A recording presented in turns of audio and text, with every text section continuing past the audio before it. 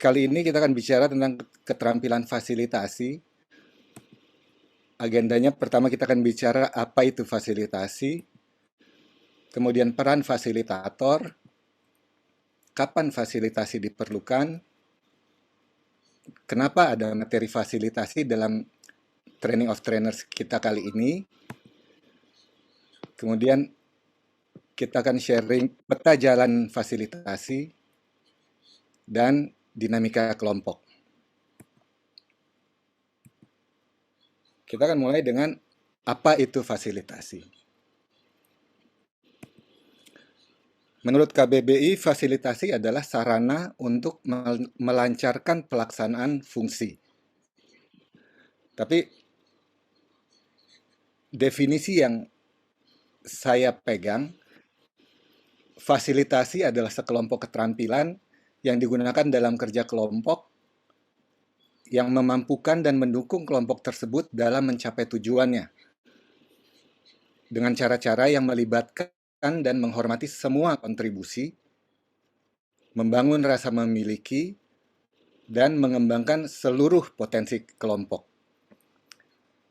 Membedakan antara proses dan konten. Ini adalah definisi yang saya ambil dari Institute of Cultural Affairs dan menurut saya sangat cocok untuk menjadi bahan pijakan saat kita membicarakan fasilitasi. Peran fasilitator adalah memandu kelompok dalam berproses tanpa terlibat dalam konten atau sedikit mungkin terlibat dalam konten, sedikit mungkin memasukkan pandangan-pandangan pribadinya dan membiarkan anggota kelompok yang melahirkan keluaran-keluaran capaian-capaian dari proses tersebut. Fasilitator juga memastikan bahwa kelompok tetap pada jalurnya agar tujuan yang telah disepakati bersama itu bisa dicapai pada akhirnya. Kita membedakan antara trainer dengan fasilitator. Kalau trainer fokusnya adalah konten. Karena itu, seorang trainer dia harus subject matter expert, harus ahli dalam bidangnya. Seorang fasilitator fokusnya tidak hanya konten, tetapi juga pada prosesnya. Sehingga dia mungkin tidak se-expert seorang trainer, tetapi dia mempunyai dia harus memiliki kemampuan komunikasi yang lebih dari seorang trainer. Kalau seorang trainer dalam sebuah training, capaiannya adalah pengembangan keterampilan, sedangkan bagi seorang fasilitator, hasilnya adalah wawasan kelompok yang berkembang. Semuanya dihasilkan dari interaksi antar dalam kelompok tersebut. Kalau seorang trainer, pendekatannya adalah mengajar atau melatih. Seorang fasilitator, pendekatannya adalah kebanyakan bertanya dan memandu. Kemudian porsi bicara dan mendengarkan. Seorang trainer biasanya 50%, 50%. Seorang fasilitator biasanya hanya 20% bicara, 80% mendengarkan. Kapan kita menggunakan fasilitasi? Proses fasilitasi biasanya kita gunakan pada saat tidak ada yang tahu sepenuhnya jawaban dari sebuah permasalahan. Kemudian juga tidak ada yang memiliki kewenangan penuh untuk memutuskan. Dan juga yang penting adalah fasilitasi kita gunakan jika yang kita inginkan adalah komitmen bersama dan bukan sekedar kepatuhan dari anggota. Kemudian fasilitasi kita gunakan saat yang kita inginkan ke depannya adalah kolaborasi. Nah, kenapa kita kenapa harus ada materi fasilitasi dalam TOT kali ini? Karena kedepannya dalam pendidikan politik kebangsaan yang akan dijalankan itu sangat dianjurkan untuk dilakukan dengan moda pembelajaran orang dewasa atau adult learning yang sangat mengandalkan proses fasilitasi ini. Jadi bukannya dengan ceramah-ceramah yang panjang, tetapi dengan membangun membangun sebuah proses fasilitasi di mana pembelajar nantinya akan bisa eh, bisa mengerti, bisa melahirkan pandangan-pandangan mereka dan bisa mencapai suatu pemahaman yang sama. Selain itu juga kita masukkan karena keterampilan fasilitasi ini tidak hanya berguna dalam dunia organisasi, tidak hanya berguna dalam dunia politik, tetapi juga sangat berguna dalam dunia kerja. Apapun bidang profesi kita, keterampilan fasilitasi ini akan menjadi sangat berguna. Dan kemudian alasan yang ketiga adalah karena nanti di TOT tingkat menengah dan TOT tingkat lanjut, kita akan memberikan keterampilan negosiasi dan keterampilan mediasi yang sangat berguna pada saat melakukan eh, negosiasi atau mediasi dalam kerangka konflik manajemen, dalam kerangka manajemen konflik.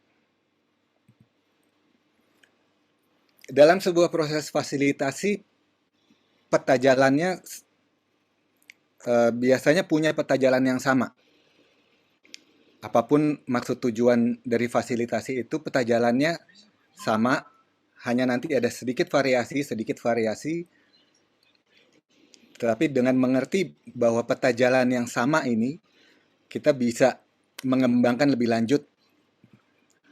Yang pertama, fasilitasi biasa dimulai dengan perkenalan. Perkenalan dan pemanasan ini biasanya satu sesi sendiri. Fasilitatornya memperkenalkan diri, dan masing-masing anggota kelompok juga memperkenalkan diri. Tujuannya agar anggota kelompok lebih saling mengenal, lebih cair suasananya, dan kemudian juga setelah itu ada sedikit pemanasan juga yang untuk tujuannya mencairkan suasana dan agar lebih memudahkan memasuki tahap-tahap selanjutnya. Setelah itu,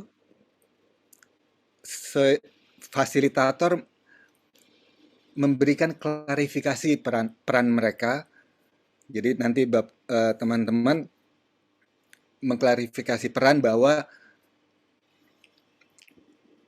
kita hadir di sini bukan untuk mengajar, kita hadir di sini untuk memandu dan perlu lebih banyak peran dari peserta. Kemudian yang ketiga adalah klarifikasi maksud dan tujuan. Maksud dan tujuan dari pertemuan itu apa? Itu perlu dijelaskan, perlu diklarifikasi kepada para peserta agar bisa mengerti dan akhirnya nggak kemana-mana. Kemudian langkah yang keempat adalah kita bangun kesepakatan kerja, working agreement. Apa yang diharapkan dari fasilitator, apa yang akan dia lakukan, apa yang diharapkan dari peserta, dan apa yang harus dilakukan oleh peserta. Itu juga kita bangun di awal. Kemudian kita berikan sebuah overview tentang agenda atau proses yang akan dilakukan pada hari itu. Di dalam sesi itu apa yang akan dilakukan? Kalau kita membahas materi apa yang akan kita bahas? Jadi kita berikan juga di awal sehingga para peserta mengerti, oh oke, nanti kita bahas ini, setelah itu kita bahas ini, setelah itu kita bahas hal yang lain. Baru kemudian masuk ke dalam proses diskusi utamanya. Dan nanti macam-macam. Setelah itu output dari diskusi harus diringkas atau disummarize oleh fasilitator, dan kemudian eh, kalau ada konsensus yang terbentuk, kita harus konfirmasi ulang konsensus ini apa sudah benar, dan agar kita yakin bahwa semua anggota kelompok mengerti bahwa konsensusnya yang akan kita pegang sebagai keputusan bersama itu eh, bisa diterima oleh semua orang, bisa dimengerti, sudah dimengerti dan bisa diterima agar bisa ditindaklanjuti. Nah, membangun kesepakatan kerja itu harus dilakukan dengan baik, dan juga kesepakatan kerja itu nggak bisa sembarangan, tetapi dia juga harus kesepakatan yang penting bagi kelompok, misalnya masalah waktu atau masalah hal-hal yang penting, misalnya eh, membahas jadwal. Kalau misalnya di dunia, kalau di lain biasanya itu ada membahas jadwal, kita perlu membahas kapan sih kita akan break, apalagi kalau hari Jumat biasanya ada break untuk istirahat, sholat dan makan. Itu kita akan break berapa lama, itu jadi dibahas di dalam kesepakatan kerja atau working agreement. Jumlah poin-poin yang dibahas atau disepakati sebagai working agreement itu dianjurkan tidak terlalu banyak, maksimum 7, karena biasanya kalau di atas itu udah jadi terlalu mengekang gitu. Sedangkan kalau terlalu sedikit itu menjadi kurang jelas. Jadi sekitar 7 poinnya. Dan yang sangat penting juga adalah bahwa kesepakatan kerja ini harus didukung sepenuhnya oleh seluruh anggota kelompok. Jadi kita sekali lagi kita ciptakan konsensus, bukan bukannya suatu keputusan yang dipaksakan. Contohnya adalah misalnya eh, yang sering saya jadikan satu poin untuk kesepakatan adalah kerahasiaan, karena bidang kerja saya di eh, menyangkut kadang-kadang membahas hal-hal yang rahasia, makanya poin yang penting untuk kita jadikan kesepakatan adalah kerahasiaan. Misalnya bahwa yang dibicarakan di ruangan dia akan keluar. Itu harus disepakati bersama. Dan ini juga sangat penting kalau kita membicarakan hal-hal yang eh,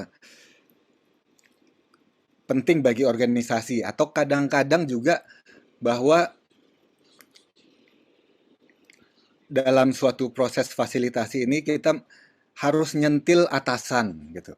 Harus nyentil atasan, ya jangan ada yang kemudian melaporkan kepada atasan, wah si ini ngomong ini gitu. Jadi kerahasiaan harus dijaga. Kemudian biasanya juga saya menerapkan kesepakatan tentang berbicara.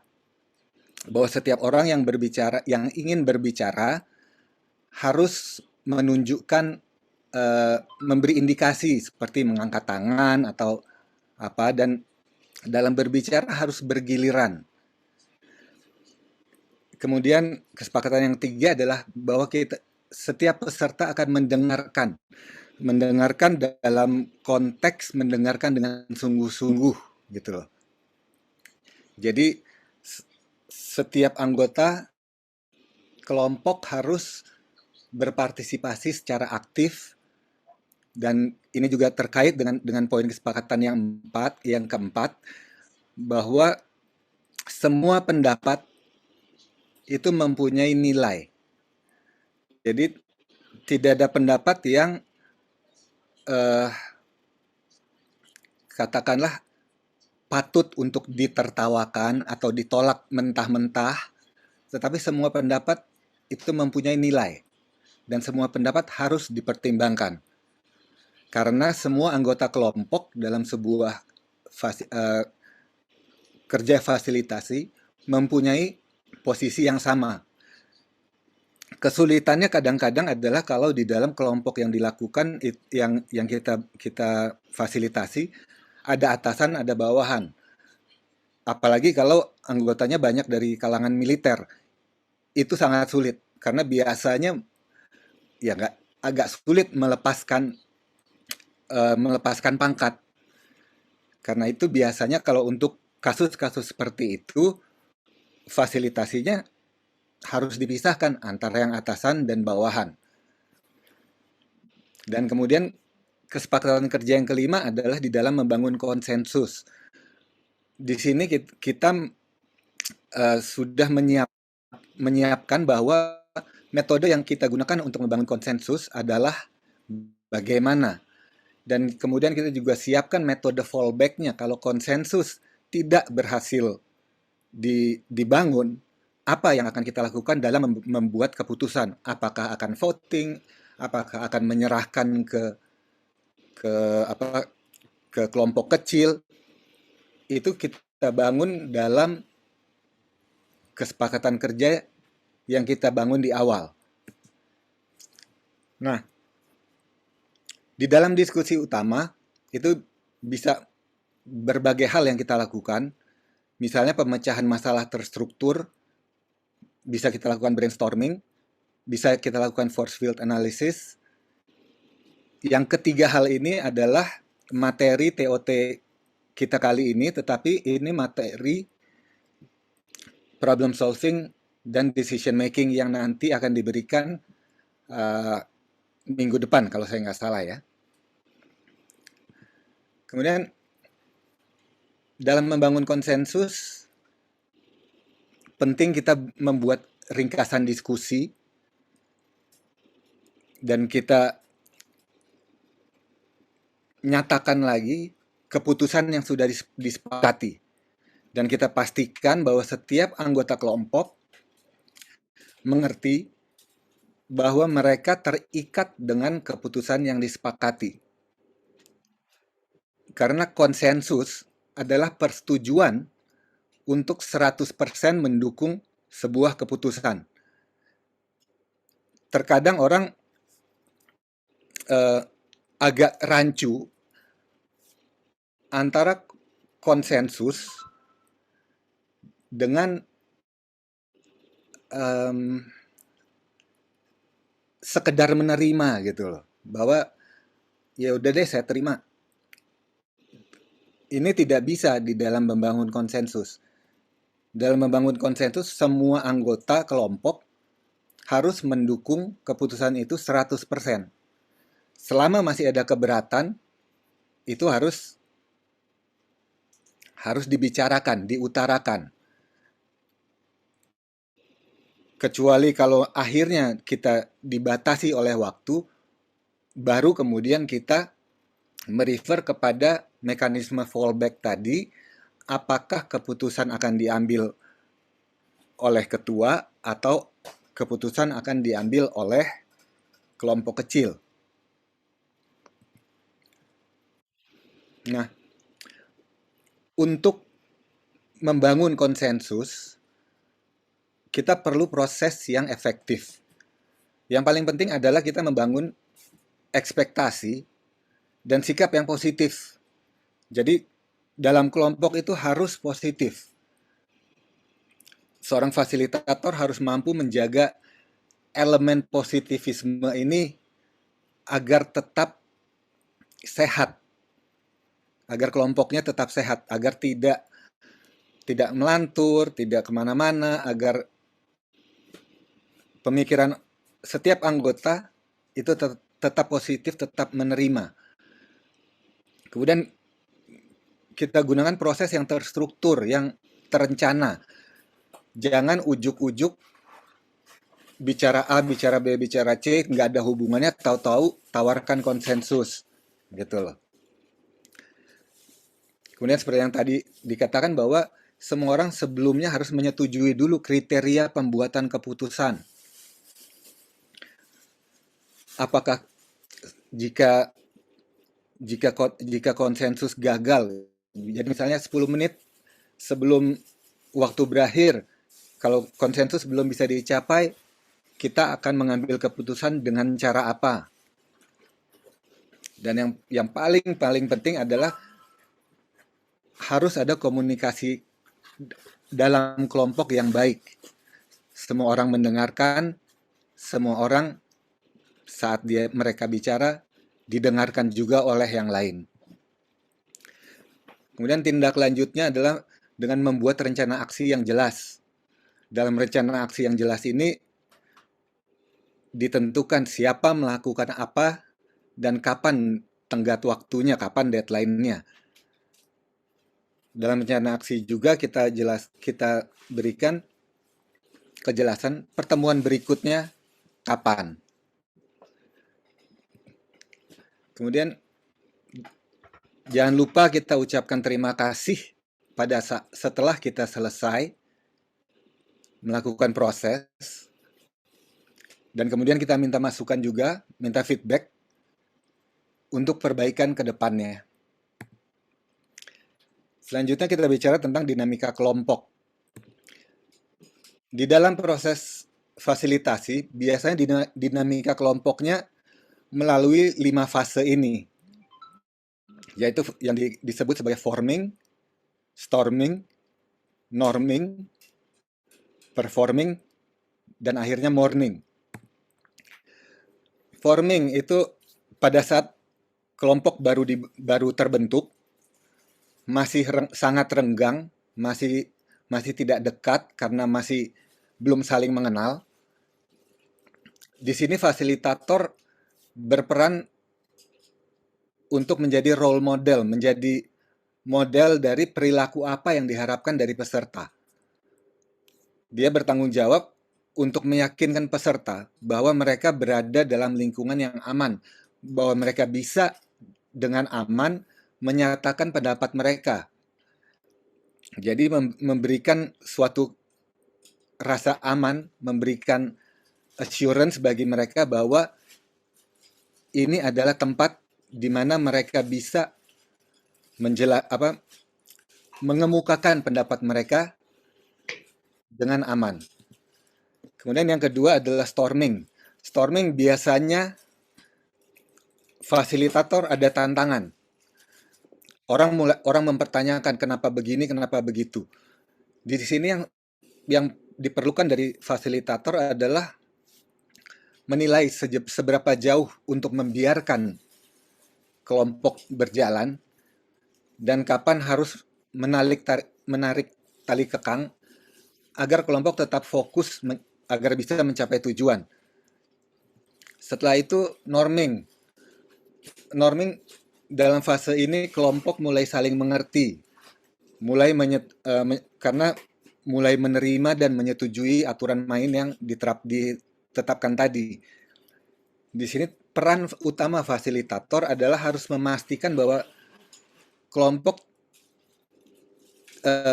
tidak melupakan goal yang sudah disepakati, tidak melupakan bahwa kita harus mencapai keputusan ini misalnya. Nah, kemudian performing. Dalam fase ini kelompok sudah berjalan lancar dan sadar akan situasi, sadar akan tujuan, sadar waktu, intinya adalah situasi berjalan dengan baik, kelompok berjalan dengan lancar. Sangat penting bagi seorang fasilitator untuk secepatnya membawa grup agar bisa sampai ke tahapan ini. Selain itu juga hal-hal yang bisa membantu agar cepat sampai ke tahapan ini adalah konfigurasi peserta biasanya. Karena itu biasanya untuk proses-proses fasilitasi yang kita lakukan adalah stratifikasi peserta. Misalnya peserta pada level yang sama. Jangan ada atasan bawahan, itu akan sangat menyulitkan proses fasilitasi. Setelah kegiatan fasilitasi akan berakhir, biasanya ada keengganan untuk berpisah, apalagi jika energi masih tinggi, kemudian eh, proses performingnya berjalan dengan baik, energi masih tinggi, biasanya di akhir kegiatan ada keengganan untuk berpisah. Peserta akan either memperpanjang pertemuan atau minta ada pertemuan lanjut. Nah, di sini peran utama fasilitator adalah untuk menyadarkan kelompok bahwa ini loh mereka yang sudah dicapai, sedangkan di awal kita sudah menyatakan bahwa kita ingin mencapai ini, tujuan A, dan tujuan A sudah dicapai. Karena itu kita harus kembali ke, dalam tanda petik, kembali ke kehidupan masing-masing dan untuk mengerjakan tindak lanjut dari kesepakatan yang sudah kita capai. Dalam fasilitasi itu biasanya ada aja konflik. Konfliknya macam-macam, tapi biasanya yang menjadi penyebabnya ya 5 hal ini, yaitu pertama adanya perbedaan nilai di antara para anggota. Bisa bermacam-macam perbedaan nilai karena perbedaan budaya, perbedaan agama, perbedaan eh, latar belakang, itu biasanya menjadi penyebab konflik. Kemudian juga masalah ketidakpahaman mengenai agenda. Ada yang berusaha untuk memasukkan agenda pribadi. Ini biasanya juga menjadi penyebab konflik. Karena itu sangat penting di awal ditetapkan agenda hari itu apa. Agar memperkecil kemungkinan masuknya agenda-agenda atau memperkecil kemungkinan ada yang ingin memasukkan agendanya sendiri-sendiri. Kemudian ada masalah gaya kerja, ada yang alon-alon, ada yang cepat, plak, itu juga bisa menyebabkan terjadinya konflik. Ada masalah miskomunikasi karena tidak semua orang memiliki kemampuan menyampaikan pendapat yang sama. Ada yang cenderung lebih cenderung lebih berbahasa halus, menggunakan bahasa-bahasa yang bersifat katakanlah berbunga-bunga, ada yang plek-plek-plek. Itu biasanya menjadi penyebab konflik juga. Kemudian ada juga masalah perbedaan kepribadian aja. Kalau itu karena kita masing-masing dilahirkan dan dibesarkan sehingga kita memiliki kepribadian yang berbeda. Ini juga bisa menjadi penyebab konflik. Dan ini yang perlu diperhatikan oleh seorang fasilitator.